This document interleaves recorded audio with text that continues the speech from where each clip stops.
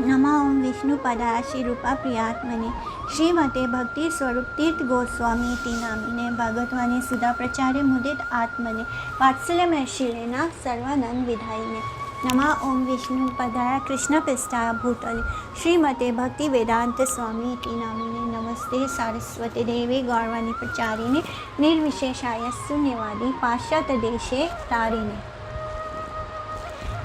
SB Shrimad Bhagavatam 1.1.6 Canto 1 Chapter 1 Shloka 6 त्वया खलु पुराणानि सेतिहासानि चानघा आख्यातान्यप्यधीतानि धर्मशास्त्राणि यान्युत।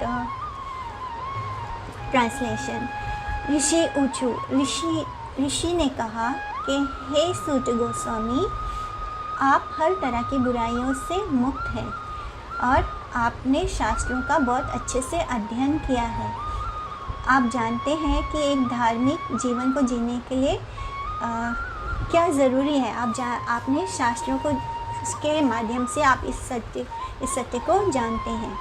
आपने पुराणों को पढ़ा है। आप रामायण और महाभारत जैसे इतिहास को भी अच्छे से जानते हैं और क्योंकि आपने इन सब चीज़ों का अध्ययन बहुत अच्छे अनुगत्य में रहकर किया है और इसलिए और आपने इसको एक्सप्लेन भी किया है। तो एक गोस्वामी या एक जो बोनाफाइड रिप्रेजेंटेटिव होता है व्यासदेव का, वो कैसा होना चाहिए? उसे हर तरह की बुराइयों से मुक्त होना चाहिए। स्पेशली जो 4 तरह के कलयुग में बुराइयां हैं, वो कौन सी है? इलिसिट कनेक्शन यानी परस्त्री गमन, एनिमल स्लॉटर यानी पशु हत्या से, इंटॉक्सिकेशन माने नशे से मुक्त होना होगा और जुआ यानी स्पेकुलेटिव गैम्बलिंग, इससे हर तरह के गैम्बलिंग से दूर रहना। ये 4 मुख्य बुराइयां हैं इस कलयुग की जिनसे एक गोस्वामी को मुक्त होना चाहिए, तभी वो गोस्वामी कहलाने के लायक होता है। और जब तक वो इन बुराइयों से मुक्त ना हो तब तक उसे व्यास आसन में बैठने का कोई अधिकार नहीं होता।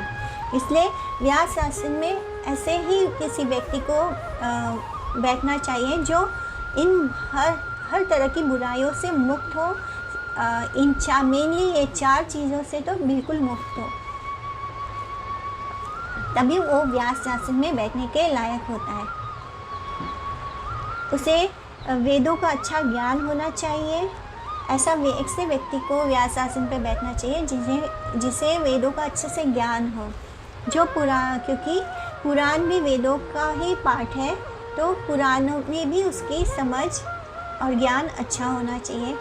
इतिहास जैसे कि महाभारत रामायण भी वेदों का ही हिस्सा है, तो उसका भी ज्ञान अच्छे से होना चाहिए। जो एक आचार्य होता है या जो गोस्वामी होता है, उसे इन हर तरह के लिटरेचर्स का अच्छे से नॉलेज होना चाहिए, ज्ञान होना चाहिए।